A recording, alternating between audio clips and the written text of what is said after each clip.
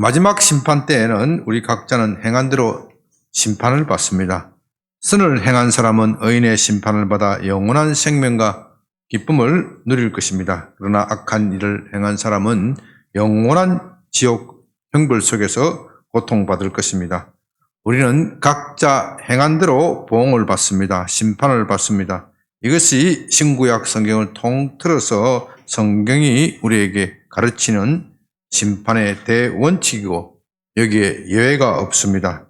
우리가 로마서를 통하여 믿음으로 의로워지고 믿음으로 구원을 받는다는 교리를 배우고 있는데 이 진리도 결코 각자 행한 대로 심판을 받는다 하는 원칙에서 벗어나는 것이 아닙니다. 오히려 그 원칙 위에 굳건하게 서 있습니다. 오늘날 교회가 많은 혼란을 겪고 있는 것도 이 원칙을 잊어버리기 때문입니다.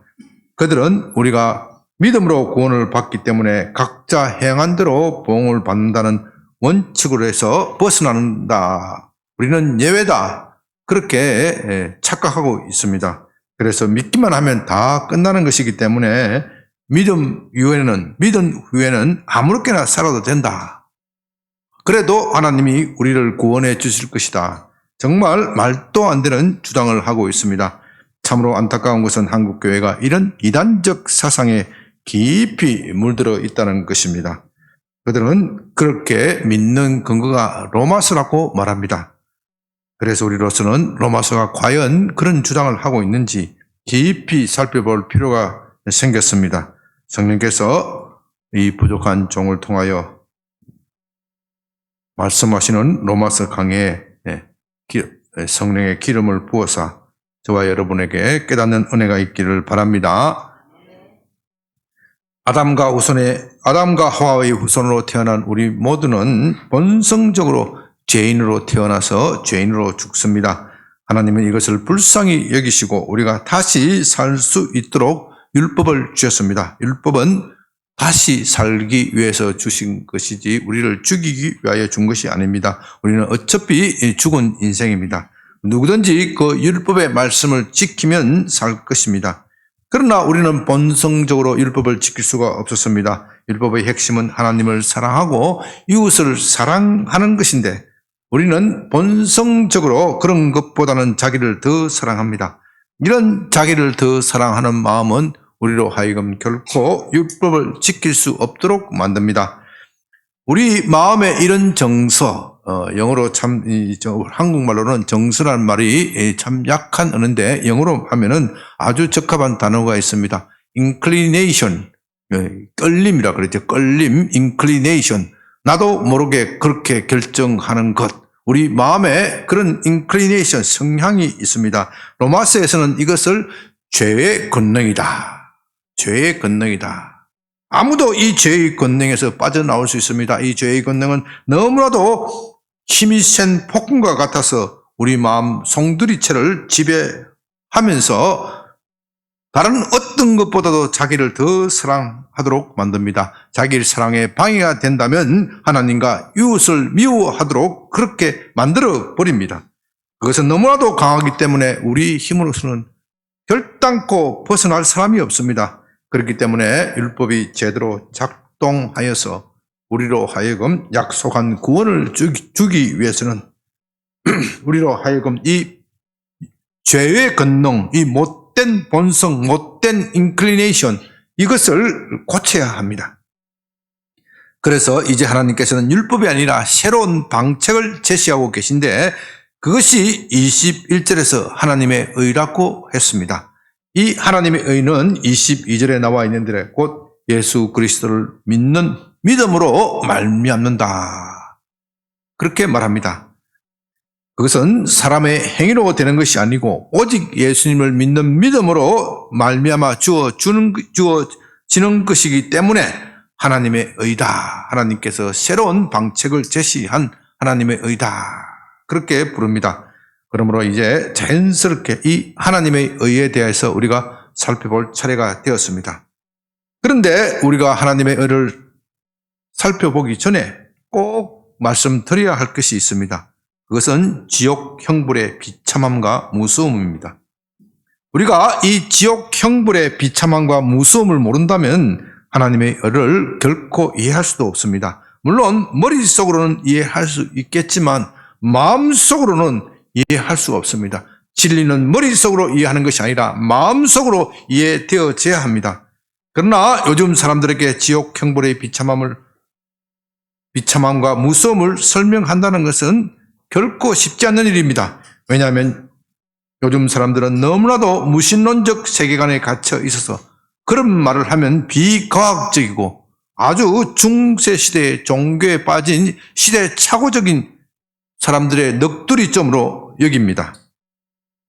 그런 것보다는 지금 이 세상에서 잘 먹고 잘 사는 이야기를 듣기를 좋아합니다. 제가 유튜브에 쇼트에 어떤 연세대학 철학가를 지내신 아주 훌륭하신 아주 100세가 넘으신 이름을 이야기하면 신뢰가 되니까 이름을 생략합니다. 쇼트를 봤더니 오늘날 불교의 저술은 굉장히 스님이 고성해진 스님이 인기가 있고 책이 잘 팔리는데 목사님이 지어 책은 잘 안 팔린대요. 그 이유가 뭔지 아십니까? 이 스님들은 사는 이야기를 하는데 이 목사들의 책은 사는 이야기가 아니라 너무 장황하고 설명이 많고 교리적인 이야기를 너무 많이 하기 때문에 이 교리적인 이야기라는 것은 세상 사람들이 관심이 없다. 그렇게 설명을 합니다. 그 설명은 맞는 말일 겁니다. 그 맞는 말이지만은 참으로 안타까운 것은 그분의 말씀은 그러니까 목사님께서 이 세상에 사는 설교를 사는 이야기에 대해서 더 많이 이야기를 해야 한다.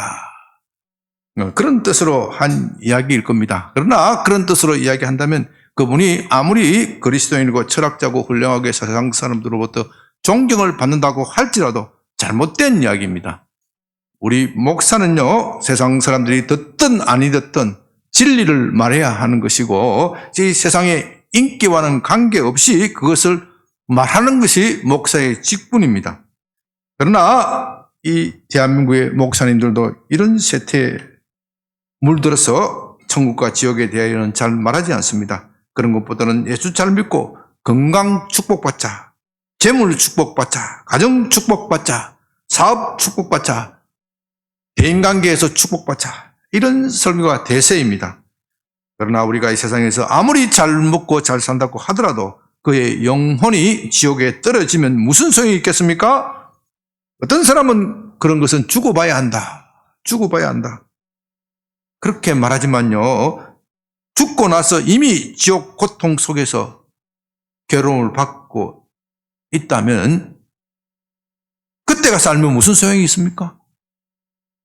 죽고 나서 아는 것이 아니라 미리 알아야 합니다.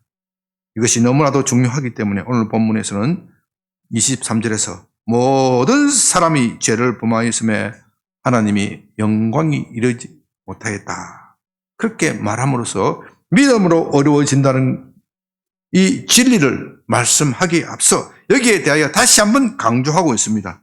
물론 오늘 본문에서 지옥이라는 말은 나오지 않습니다. 그러나 본문이 말하는 하나님의 영광이 이르지 못하였다. 그 하나님의 영광이라는 말은 그 뜻은 히라브 언어의 뜻, 심오한 뜻, 그런 것이 중요한 것이 아니고요. 이 본문 속에서 말하는 하나님의 영광이라는 것은 하나님의 임재를 말합니다. 모든 사람이 죄를 범하였기 때문에 하나님의 임재에 이르지 못하였다. 천국이 무엇입니까? 하나님의 임재가 가득한 것이고 지옥은 하나님의 임재가 없는 곳입니다. 다시 말해서 지옥은 하나님의 자비를 바랄 수 없는 그곳입니다. 그렇기 때문에 오늘 본문에서 지옥이란 말은 나오지는 않지만 모든 사람들이 죄를 범하였음에 지옥으로 떨어지게 되었다. 그런 뜻입니다. 사람은 죽어서 천국에 가지 못하면 지옥에 가는 겁니다. 그 중간 단계는 없습니다. 천주교에서는 연옥이라는 것을 만들어서 사람들에게 설명하려고 하지만 성경에 나오지 않는 이야기입니다. 성경에 나오지 않는 사후세계에 대해서는 말해서는 안 됩니다. 적어도 그리스도를 믿는 사람들이라면 절대로 그런 실수를 해서는 안 됩니다. 그래서 이 말씀을 중심으로 천국과 지옥, 특히 지옥 형벌의 비참함에 대하여 말씀드리고자 합니다. 저와 여러분에게 깨닫는 은혜를 주시기를 바랍니다. 천국과 지옥을 말씀드리기 앞서 먼저 최후의 심판에 대하여 알아볼 필요가 있습니다. 히브리서 9장 27절에서 한 번 죽는 것은 사람에게 정한 것이요 그 후에는 심판이 있다. 그렇게 말씀하셨습니다. 죽음은 모든 사람에게 피할 수 없는 것이고 그 이후에는 심판이 있습니다. 심판이 있다는 말은 죽음 이후의 세계가 있다. 그런 뜻입니다. 무신론자들은 죽음 이후의 세계는 없다. 죽으면 모든 것이 끝이 나는 것이다. 그렇게 말하였지만 그건 그들의 생각일 뿐입니다. 사도는 만일 그들의 생각이 옳다면 우리는 이 세상에서 가장 비참한 사람일 것이다. 그렇게 말합니다. 그러나 그렇지 않습니다. 성경은 그렇게 말하지 않습니다. 죽음 이후의 세계가 있고 죽음은 사후 세계로 가는 관문일 뿐입니다. 이것이 우리의 믿음입니다. 그렇다면 사후의 세계가 어떤 곳인가요? 성경은 여기에 대해서 많은 이야기를 하지는 않습니다. 왜냐하면 여러 가지 이유가 있겠지만 가장 중요한 것은 우리에게 많은 말을 한다고 하더라도 우리가 알아들을 수 없기 때문입니다. 그건 미래의 세계고 우리가 어떤 곳인지 정말로 상상하기 어렵습니다. 육체의 죽음이란 영과 육이 분리되는 것입니다. 신학적으로 우리는 그렇게 말할 수 있습니다. 그러나 영과 육이 분리되는 것이라는 것은 우리가 어떻게 알 수 있습니까? 그것이 어떤 현상이라는 것은 도무지 우리가 알 수가 없습니다. 그건 죽어 본 사람만이 말해줄 수 있습니다. 그러나 죽은 사람은 말이 없습니다. 말을 한다고 하더라도 우리가 알아들을 수도 없습니다. 간혹 죽었다가 살아난 사람의 경험의 이야기를 듣기는 하지만 그것이 아주 먼 나라의 이야기, 소설 속에서 나오는 이야기로 들리는 것 이유는 우리가 동일한 경험을 할 수가 없기 때문입니다.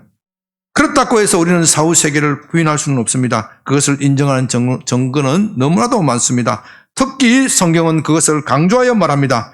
그러나 우리의 능력으로서는 그것을 잘 알 수가 없기 때문에 성경이 무엇을 말하는지 거기에 집중해야 합니다. 그렇지 않으면 우리는 쉽게 이단에 빠지고 달콤한 말에 속아 넘어갑니다. 이런 영적인 지식은 언제나 성경 안에서 구해야 합니다. 성경 밖에서도 사후의 세계에 대해서 많은 말을 합니다. 그러나 그건 다 부정확한 소리고 자기의 추측이거나 특히 마귀가 헛소리를 찌꺼려 대는 바람에 많은 사람들이 거기 미혹되어 빠져버립니다. 그러므로 우리는 미혹되지 않기 위하여 성경이 말하는 범위에서 벗어나지 말아야 한다. 오직 성경에 귀를 기울여야 한다. 오늘 대원칙, 대전제에 대해서 먼저 이렇게 말씀을 드립니다. 이제 하나님은 마지막 날에 우리 각자를 법관이 재판을 하듯 우리를 재판하여 선한 일을 한 사람은 선한 일의 결과를 보응을 하실 것이고 악한 일을 한 사람은 그에 합당한 벌을 내리실 것입니다. 이러한 심판을 마지막 심판, 파이널 저지먼트, 마지막 심판이라고 합니다. 여기에 대하여 요한복음 5장 28절, 29절에서는 이렇게 말합니다. 이를 놀랍게 여기지 말라. 무덤 속에 있는 자가 다 그의 음성을 들을 때가 오나니 선한 일을 행한 자는 생명의 부활로 악한 일을 행한 자는 심판의 부활로 나오리라. 이게 반드시 마지막 날에 심판이 있다. 그렇게 말씀하십니다. 선한 일을 행한 사람은 생명의 부활을 받아 영원한 기쁨을 누리게 될 것이고 악한 일을 행한 사람은 심판의 부활, 다시 말해서 지옥의 형벌을 받아서 고통 속에 지낼 것이라는 말씀입니다. 그런데 이 마지막 심판은 우리가 죽고 나서 바로 시작하는 것이 아니라 몇 가지 역사적 사건을, 종말의 일을 역사적 사건을 거쳐야 하는데 그 중에서 제일 먼저는 예수님이 재림하셔야 합니다. 오늘 좀 복잡한 이야기를 하더라도 사후 세계에 관한 이야기이기 때문에 매우 중요한 이야기이기 때문에 잘 들으셔야 합니다. 잘 들어서 정리를 해 주시기 바랍니다. 먼저 무엇이 있어야 한다고요? 예수님의 재림. 여기에 대해서는 우리가 매일 고백하는 사도신경에도 나옵니다. 장사된 지 사흘 만에 다시 살아나셨으며 하늘에 오르시어 전능하신 하나님의 우편에 앉아 계시다가 거기로부터 살아있는 자와 죽은 자를 심판하러 오십니다. 예수님께서 다시 오신다. 이것을 재림이라고 말하지요. 역사의 마지막 날에 예수님이 다시 오셔서 세상을 심판하십니다. 우리가 그것을 매일같이 신앙 고백을 하는 겁니다. 성경은 여기에 대하여 여러 곳에서 말하고 있고 심지어 예수님 자신도 그것을 힘주어 강조하여 말하고 있기 때문에 예수님을 믿는 한 이것을 의심할 여지가 없습니다. 그런데 사도신경에서 살아있는 사람과 죽은 사람을 심판한다고 그렇게 말합니다. 살아있는 사람을 심판하는 것은 당연한 일이고 그것은 알겠는데 죽은 사람을 심판한다면 도대체 어떻게 심판하는 겁니까? 이미 죽은 사람이 어떻게 심판을 받습니까? 죽은 사람은 말이 없습니다. 죽은 사람은 고통도 없습니다. 죽은 사람은 아무것도 행할 것이 없습니다. 옛날 조선시대 형벌 중에 부관참시라는 것이 있었지요. 얼마나 괘씸했으면 사람이 죽고 나서 무덤을 파고 그 시체를 꺼내어 목을 잘라서 저작거리에 내거는 형, 아주 잔혹하고 비참한 형이지요. 중세시대 유럽에서는 죽은 사람을 다시 무덤에서 꺼내어서 시체를 화형하는 그런 형벌도 있었습니다. 그러나 죽은 사람은 말이 없습니다. 어떠한 고통도 당할 수가 없습니다. 부관참시를 한다고 하더라도 수치를 줄 수도 없고 고통을 줄 수도 없습니다. 그건 기껏해야 분풀이 하는 것에 불과하는 것이고 그 후손들에게는 아주 수치와 고통을 주는 것일 수는 있습니다. 그러나 죽은 사람에게는 아무런 고통을 줄 수도 없습니다. 그러나 예수님이 죽은 자를 심판하신다는 것은 부관참시를 말하는 것이 아닙니다. 죽은 사람을 화해에 차는 것이 아닙니다. 그것은 죽은 사람이 다시 살아나는 것을 전제로 하는 말입니다. 우리는 이것을 육체의 부활은요, 오직 기독교만 말하고 있는 아주 독특한 사상입니다. 이것을 정리하면 먼저는 예수님이 부활하고 그 다음에는 모든 사람의 육체가 부활합니다. 먼저 예수님이 어떻게 하고요? 재림하시고 그 다음에 모든 사람의 육체가 부활한다. 그 이후에는 심판이 시작되는 겁니다. 여기서 우리는 성경이 말하는 죽음에 대하여 다시 좀 정리해 볼 필요가 있습니다. 죽음은 첫째로 영혼과 육체가 분리되는 것입니다. 성경은 죽음을 존재가 사라지는 것이다. 그런 의미에서는 결코 사용하지 않습니다. 영혼과 육체가 분리되는 것입니다. 이런 의미에서 죽음은 모든 사람이 겪는 것이고 그것을 피할 길은 없습니다. 요리서 9장 20절에서 한 번 죽는 것은 사람에게 정한 것이요 그 후에는 심판이 있으리니 그렇게 말하였습니다. 바로 이때 죽는다는 것은 영혼과 육체가 분리되는 것을 말합니다. 이제 사람의 육체가 영혼과 분리되어 해체되어서 흙으로 돌아갈 것입니다. 그러면 뭐만 남습니까? 영만 남게 될 것입니다. 그렇다면 죽은 사람이 심판을 받는다는 것은 그 사람이 영만 심판을 받는 것입니까? 실제로 기독교에서 그런 주장을 하는 사람들이 있습니다. 그러나 그렇지는 않습니다. 성경은 우리의 영만 심판받는다는 것을 말하는 것이 아니라 우리의 육체도 심판을 받는다고 말합니다. 그렇다면 이미 해체된 육체가 어떻게 심판을 받을 수 있습니까? 그건 육체가 다시 살아나야 가능한 일입니다.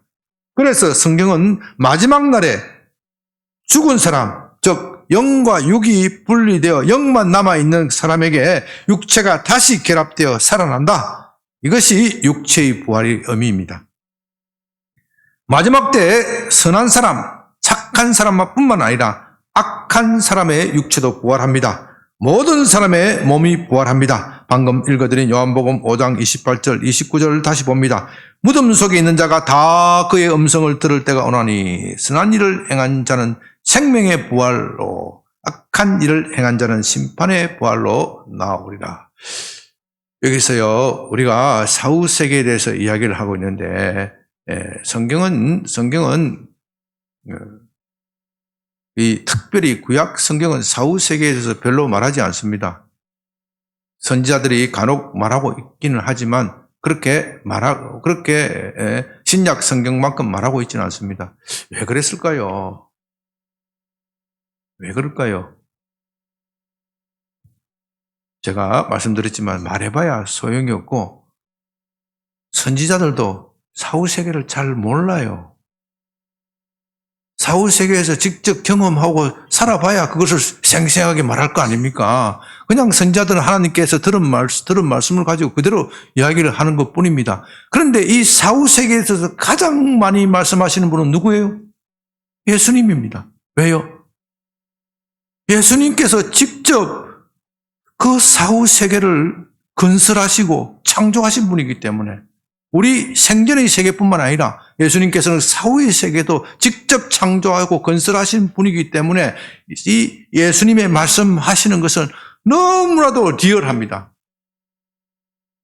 그것을 본 사람이 아니면 말할 수 없는 의도로 말씀하십니다. 그렇기 때문에 우리가 사후세계에 대해서 지식을 얻으려면 예수님의 말씀에 집중해야 합니다. 여기서 예수님께서는 선한 사람이든 악한 사람이든 죽은 사람의 몸이 다시 살아난다고 말씀하십니다. 다시 말해서 몸에서 분리되었던 영혼이 다시 육체와 결합한다는 것입니다. 이것은 너무나도 신비한 것이어서 우리로서는 도무지 어떻게 그런 일이 일어나는지 상상조차도 할 수 없습니다. 이런 몸의 부활은 그 당시 유행하던 히랍 철학과는 전혀 다른 것입니다. 히랍 철학에서는 사람의 영혼은 순수하고 깨끗하고 사람의 정신은, 영혼은, 이성은 깨끗하고 순수한 것이지만 사람의 육체는 정욕의 덩어리고 악한 것이기 때문에, 추한 것이기 때문에 얼른 없어져야 합니다. 죽음이란 무엇입니까? 영혼이, 우리의 깨끗한 영혼이 육체라는 감옥에 갇혀 있다가 해방되는 것입니다. 그렇기 때문에 이 영혼이 다시 육체 속으로 돌아간다. 이런 것은 헬라 사람들에게는 도무지 생각도 할 수 없는 그런 사상입니다. 그러나 우리 몸은 마지막 날에 부활합니다. 선한 사람은 물론이고 악한 사람의 몸도 부활합니다. 그리고 우리 모두는 하나님의 심판대 앞에 서게 될 것입니다. 이것을 정리하면요, 모든 사람은 한 번 죽고, 한 번 죽는다는 것은 영혼과 육체가 분리되는 것이고 그 후에는 심판을 받습니다. 그래서 우리는 이렇게 말할 수 있습니다. 믿는 사람은 한 번 죽고 두 번 사는 것이고 믿지 않는 사람은 한 번 살고 두 번 죽는 것이다. 무슨 뜻인지 이해가 되십니까? 믿는 사람은 한 번 죽고 육체와 영혼이 분리되는 거고 그리고 두 번 산다. 영원한 생명 속에 들어가는 것이고 믿지 않는 사람은 어떻게 해요? 한 번 살고 이 세상에서 한 번 살고 두 번 죽는 거예요. 영혼과 육체가 분리될 때 죽고 또 마지막 날에 심판을 받아서 어떻게 해요? 영원한 지옥 속에 들어가기 때문에 우리는 그렇게 정리하여 말할 수 있습니다. 그렇다면 우리가 죽고 나면 다시 말해서 우리의 영과 몸이 분리된 이후에 다시 부활할 때까지 우리 육체가 다시 부활할 때까지 그 영은 어떻게 존재할까요? 이것은 신학적으로 중간 상태라고 말하는데 여기에 대해서는 다양한 논쟁이 있습니다. 그러나 이 시간에는 그런 논쟁을 일일이 소개할 시간도 없고 또 여러분들이 알 필요도 없습니다. 중요한 것은 그러한 논쟁이 성경의 범위에서 벗어나서는 안 된다는 것입니다. 성경은 중간 상태에 대하여 많은 말을 하지 않습니다. 어차피 그것을 말한다고 해도 우리가 알아들을지 못하기 때문입니다.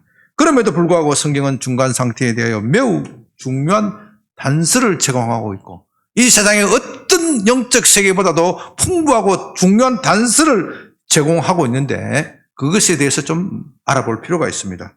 중간 상태란요, 일종의 재판을 기다리는 사람과도 같습니다. 어떤 사람이 죄를 지었다가 지었다는 혐의를 받아서 재판에 넘겨졌습니다. 그러나 우리의 법제에 하면 그 사람이 법관에 의하여 최종적으로 유죄 판결을 받기 전까지는 어떻게 돼요? 무죄로 추정합니다. 이것을 무죄 추정의 원칙이라고 그렇게 부르지요. 어쨌든 이 중간 상태에서 재판을 기다리는 이 피고인, 죄인이라고 부르는 이 피고인은 매우 괴롭습니다. 자기가 보아도 죄인이라고 인정하는 사람은 앞으로 법관이 얼마나 형벌을 줄 것인가, 또 이 형벌이 확정이 되어서 교도소로 가면은 얼마나 고통스러울 것인가, 거기에만 관심을 가질 것입니다. 그러나 자신이 죄인이라고 아니라고 주장하는 사람, 아무리 생각해봐도 나는 그런 죄를 지은 일이 없다고 생각하는 사람은 자신의 무죄를 입증하기 위하여 정말 피가 마르는 시간을 보내야 합니다. 저는 이 과정이 얼마나 괴롭고 힘든 시간인지 검사로서 수사를 해보았기 때문에 잘 알고 있습니다. 아니, 검사는 사실 그것을 잘 모릅니다. 잘 아는 척 하는 것이죠. 그냥 자신이 기소한 사람에 대하여 유죄 판결을 받아내기에 정신이 집중되어 있기 때문에 재판을 받는 피고인이 얼마나 괴롭게 시간을 보내는지 그런 것을 생각할 마음의 여유가 없습니다. 그런데 제가 변호사를 하고 또 교도소장을 7년 지내봤기 때문에 그분들의 심정을 잘 알게 되었습니다. 아니, 저 자신도 직접 기소를 당하고 3년 6개월을 수사와 재판에 시달렸기 때문에 너무나도 잘 압니다. 경험해봐야 알지요. 너무 경험해봤기 때문에 너무나도 잘 압니다. 법무부 장관은 제가 비리가 있다고 주장하면서 저를 검찰에 고발하였습니다. 그러나 저는 법무부 장관이 말하는 그런 비리를 저지른 일이 전혀 없습니다. 그것은 하늘이 알고 땅이 압니다. 또 제 양심이 그것을 증언합니다. 그런데도 수사와 재판을 받으러 오라 하면 떨립니다. 안 떠는 척 해도 떨리는 것은 어쩔 수 없습니다. 이 세상의 법정은 불완전합니다. 특히 요즘은 이념이라는 것이 이 나라를 휩쓸고 있기 때문에 더욱 불안합니다. 저를 고발하는 사람들과 같은 이념을 가진 재판장을 만난다면, 그런 판사를 만난다면 저는 정말 없는 죄도 뒤집어 써야 한다. 그런 불안 속에서 떨었습니다. 사람들은 당신이 죄를 짓지도 않는데 걱정할 필요가 어디 있느냐, 그렇게 말할지도 모릅니다. 그러나 그렇지 않습니다. 이 세상의 법정은 너무도 불완전하고 또 오류와 편견으로 덮여 있습니다.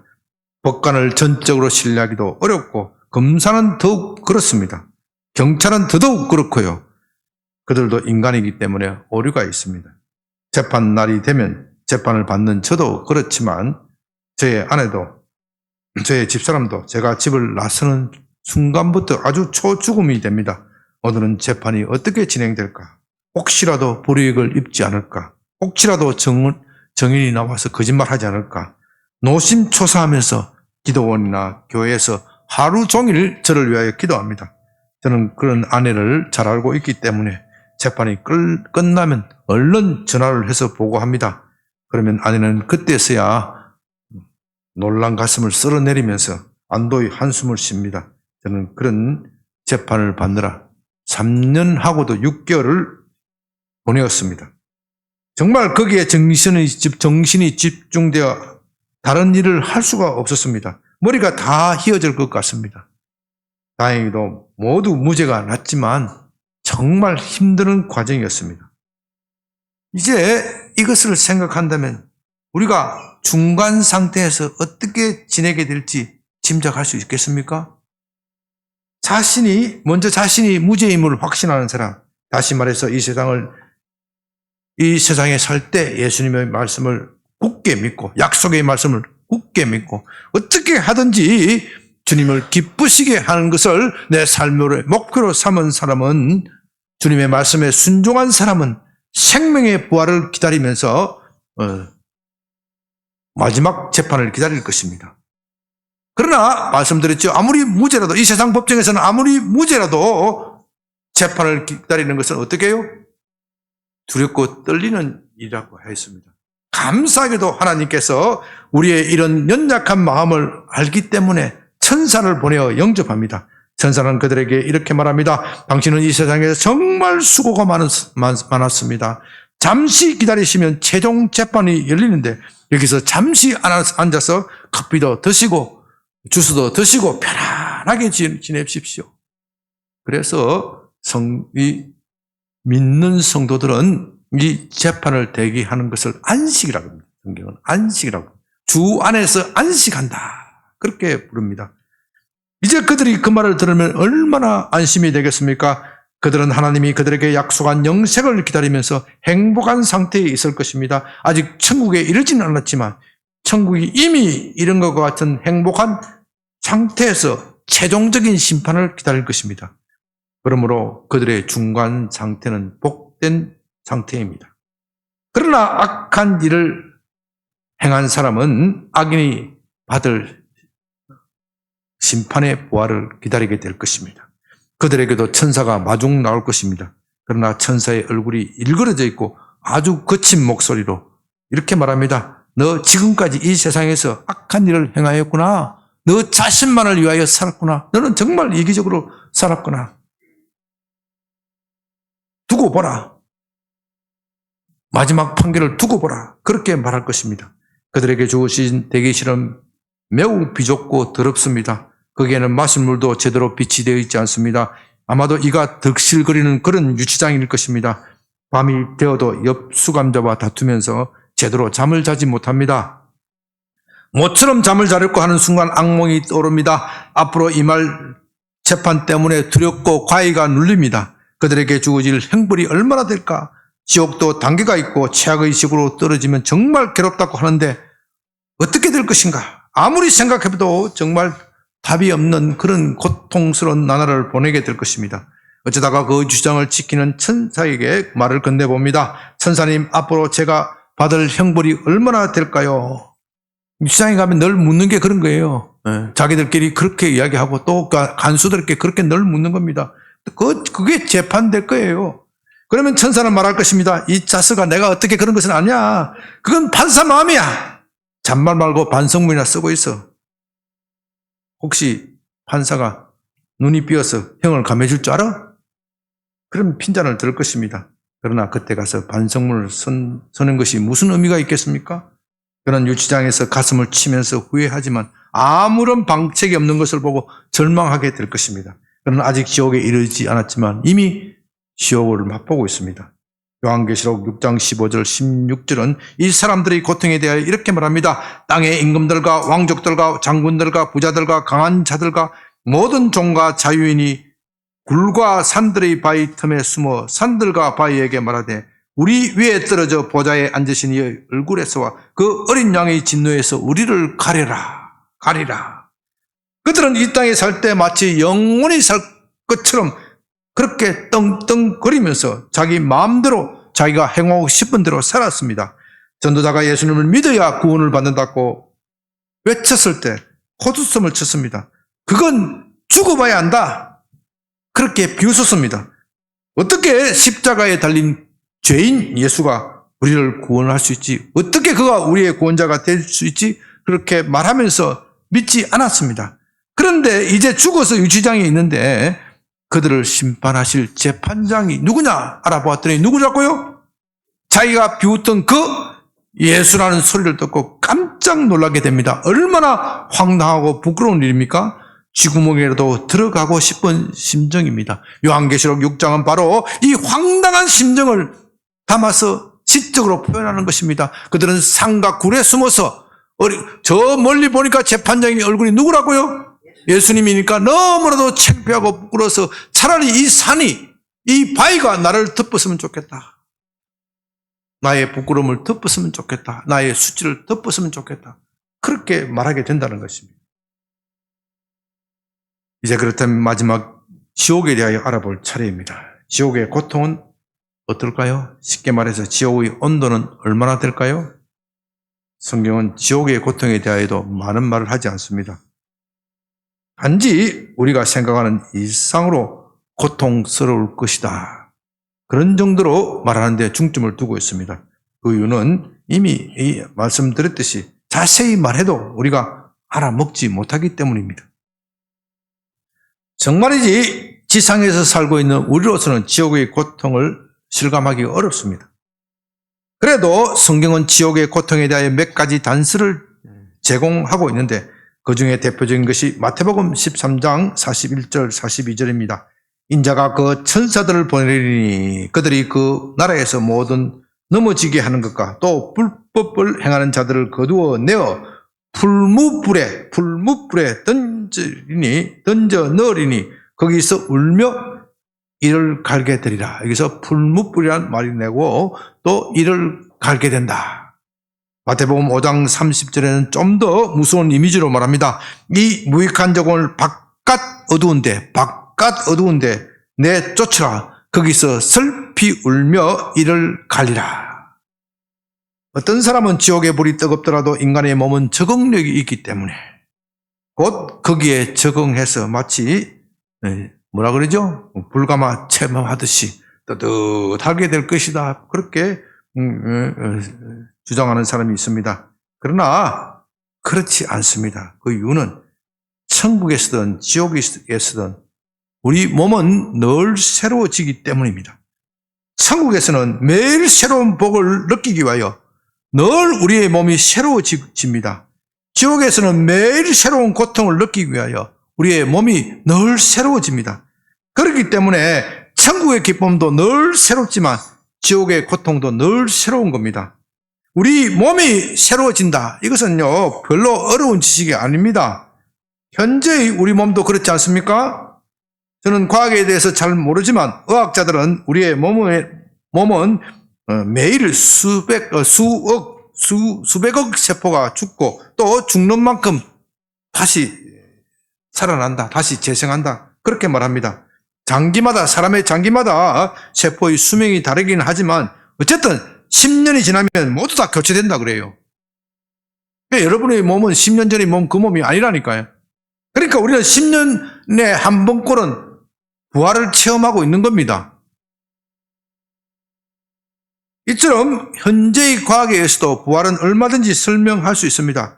우리가 노화되어 죽는다는 것은 이 죽어가는 세포에 비해서 새로 살아나는 세포 수가 적어지는 것이 저는 잘 모르지만 그렇게 설명할 수 있을 것 같아요. 그러니까 영원한 생명의 영생의 비결은 이 새롭게 재생되는 비밀이 무엇이냐, 그걸 밝히는 겁니다. 그걸 밝히는 거예요. 그러나 부활한 육체는 노화가 없습니다. 천국이든 지옥이든 노화는 없습니다. 그 육체는 매일과 같이 새로워질 것입니다. 그렇기 때문에 지옥의 고통은 끝이 없습니다. 그래서 무서운 겁니다. 죽고 싶어도 죽지 못합니다. 이 세상에서는 우울증에 빠져서 자살하는 사람은 지옥에서도 그런 충동에 시달려 자살하고 싶은 충동에 시달릴 것입니다. 그래서 지옥에서 자살하려고 높은 곳에 뛰어내렸습니다. 저기 한강물속에서 풍덩 빠져 죽었습니다. 그런데 죽은 줄로 알았던 몸이 그 다음 순간 어떻게 돼요? 다시 살아나는 겁니다. 얼마나 미치는 일입니까? 얼마나 끔찍한 일입니까? 죽을 넣고 목매었는데 죽은 줄로 알았는데 어떻게 해요? 몇 시간 지났다가 어떻게 해요?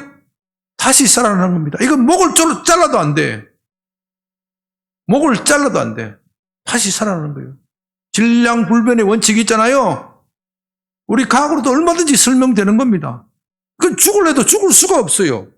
얼마나 끔찍한 일입니까? 정말 미칠 지경입니다. 지옥의 고통은 영원하기 때문에 심각한 겁니다. 정말 죽을래야 죽을 수 없는 곳이 지옥입니다. 그래서 예수님께서 마가복음 9장 43절 48절에서는 이렇게 말합니다. 만일 내 손이 너를 범죄하게 하거든 찍어버리라. 장애인으로 영생으로 들어가는 것이 두 손을 가지고 지옥 곧 꺼지지 않는 불에 들어가는 것보다 나으니라. 만일 내 발이 너를 범죄하거든 찍어버리라. 발이 저는 자로 영생에 들어가는 것이 두 발을 가지고 지옥에 던져지는 것보다 나으니라. 만일 내 손이 너를 범죄하거든 빼버리라. 한 눈으로 하나님 나라에 들어가는 것이 두 눈을 가지고 지옥에 던져지는 것보다 나으니라. 거기에는 구더기도 죽지 않고 불도 꺼지지 아니하니라. 여러분, 구약 성경에는 이런 말이 없다니까요. 구약 성경에는 이런 말이 없다니까요. 이건 예수님만이 할 수 있는 말씀입니다. 왜요? 예수님이 그것을 직접 설교하고 보고 겪었기 때문에. 지옥의 고통은 우리가 생각하는 것보다 훨씬 괴롭습니다. 거기에는 구더기도 죽지 않고 불도 꺼지지 않는다고 하였습니다. 불에 꺼지면 다시 어떻게 돼요? 다시 살아나는 겁니다. 또 지옥은 육체적 고통만 있는 것이 아닙니다. 정신적으로 매우 심한 고통을 겪게 될 것입니다. 슬피 울며 이를 북북 간다. 이것은 정신적 고통을 말합니다. 이를 너무 북북 갈면 어떻게 돼요? 이가 어스러지고 부스러집니다. 그래도 소용이 없습니다. 왜요? 이가 다시 살아나기 때문에. 얼마나 미친 일입니까? 그 다음날 다시 이를 북북 가는 고통을 겪게 될 것입니다. 그래서 예수님의 말씀의 요지는 어떠한 일이 있더라도 그런 고통을 피하라는 것입니다. 손을 찍어서라도, 눈을 빼내서라도, 다리를 찍어서라도 그런 고통은, 그런 지옥은 피하라는 것입니다. 다시 말씀드립니다. 지옥의 고통은 어떤 사람이 생각하듯 그렇게 쉬운 곳이 아닙니다. 지낼 만한 곳이 아닙니다. 적응되는 그런 곳이 아닙니다. 우리는 이런 말씀을 들을 때 가슴이 섬뜩해져야 합니다. 이런 경고의 말씀을 듣고도 마음이 무덤덤한 사람은 결코 구원받은 사람이 아닙니다. 구원받은 사람은 이런 말씀을 들을 때 가슴이 벌벌 떨리고 손발이 들들 떨리고 거기에 비참한 곳에서 구원을 받았으니 얼마나 감사한 일인가. 그런 구원의 감격이 넘쳐야 합니다. 여러분은 이것을 생각해야 합니다. 하나님의 아들이신 예수님이 왜 십자가를 지셨습니까? 지옥이 살만한 곳이라면은, 견딜 만한 곳이라면 예수님도 그렇게 하지 않았습니다. 예수님은 지옥이 얼마나 비참한 곳인지, 도무지 인간이 갈 만한 곳이 아니기 때문에 십자가를 지신 것입니다. 그래서 우리를 위하여 그 참혹한 형벌을 받으신 것입니다. 지옥이 견딜만 했으면 예수님도 십자가를 지실 이유가 없는 겁니다. 그렇기 때문에 이 지옥의 형벌의 고통에 대해서는 예수님 자신이 자기 몸으로 증언하고 계신 것입니다. 이제 말씀을 정리합니다. 모든 사람이 죄를 범하여 하나님의 영광에 이르지 못하였습니다. 하나님의 영광이란 하나님의 임재라고 말씀드렸습니다. 그런 점에서 천국이란 하나님의 임재가 충만한 곳이고 하나님과 더불어 기쁨을 누리는 곳이고, 지옥이란 하나님이 임재하지 않는 곳, 하나님의 자비가 머물 수 없는 곳이라고 말할 수 있습니다. 그곳에는 더 이상 기도할 수 없습니다. 기도해도 그 기도가 응답되지 않습니다. 그렇기 때문에 절망뿐입니다. 그래도 죽을 수가 없습니다. 그래서 예수님은 어떤 일이 있더라도 심지어 눈을 찍어버리고 손을 빼고 다리를 잘라버리더라도 그곳에 가서는 안 된다고 경고하십니다. 그런데 오늘날 우리는 이런 예수님의 경고를 무시합니다. 그런 것보다는 어떻게 하면 이 땅에서 잘 먹고 잘 살 것인가 하는 일에 몰입되어 있습니다. 저는 이 말씀을 준비하면서 저 자신도 많이 회개하였습니다. 내 설교에 너무 이 세상에 집중된 것이 아닌가. 내가 얼마나 천국과 지옥에 대해서 제대로 이야기했던가. 그렇기 때문에 우리 성도님들의 신앙이 이 모양 이 꼴이 아닌가. 저 자신이 많이 회개하였습니다. 물론 지나치게 내세에 몰입되어 있는 것도 문제입니다. 그런 사람은 현실 감각을 잃어버리고 오직 다가오는 천국과 지옥만 생각할 것입니다. 또 실제로 많은 이단 종교, 사이비 종교는 지옥의 무서움을 이용하여 사람들의 돈을 끌어냅니다. 무엇이 사이비 종교고 이단 종교입니까? 다른 사람에게는 그렇게 이야기하면서 자기는 그 끌어모은 그 사람들이 갖다 바친 재산을 가지고 이 세상에서 호의호식하는 사람들. 그것이 이단 종교의 특징이 아닙니까? 심판인이 그렇게 말하면서 성도들에게 돈을 다 갖다 바치라고 하면서 자기 자신은 음란과 방탕과 쾌락 속에 지내는 사람, 이 세상의 쾌락이 모든 것이 전부인 것처럼 지내는 사람. 그런 것이 사이비 종교고 이단 종교입니다. 우리가 지옥에 대한 두려움을 제대로 안다면 이 세상을 제대로 살 수 있습니다. 이 세상을 사는 것이 제대로 의미가 있습니다. 그것은 우리가 다가올 천국을 대비하는 것이기 때문에 이 세상 사는 것은 매우 의미 있는 일입니다. 천국과 지옥이 있기 때문에 이 세상이 의미가 없다. 그것이 아닙니다. 그것이 또 이단 종교의 특징이에요. 그것이 있기 때문에 이 세상을 어떻게 해요? 더욱 긍정하고 보람있고 즐겁게 기쁘게 하나님이 우리에게 사명 주신 대로 열심히 살아야 한다. 우리 각자는 이 세상에서 행한 대로 공을 받을 것입니다. 선한 일을 행한 사람은 생명의 보화를 받을 것이고 악한 일을 행한 사람은 심판의 보화를 받을 것입니다. 지옥의 형벌이 그를 기다릴 것입니다. 우리는 이 예수님의 말씀을 믿고 다가올 미래를 준비해야 합니다. 이 세상을 열심히 살되 그러나 이 세상에서는 가져갈 것이 아무것도 없다.